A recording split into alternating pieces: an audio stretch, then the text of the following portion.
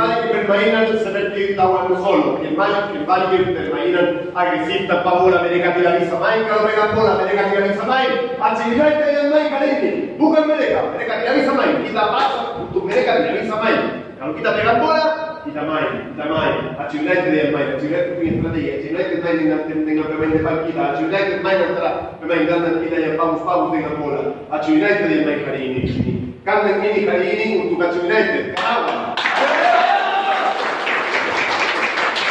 AC United, kesatuan, kita harus satu, kompak, kuat, ayo.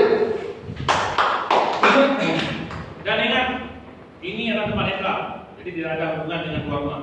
Sama-sama kita tamu di sini. Kalian yang takut, oke? Presiden pengurus berarti teman-teman sebelum kita bertanding, marilah kita berdoa agar kita diberikan kesehatan, kekuatan serta kemenangan. Berdoa dimulai.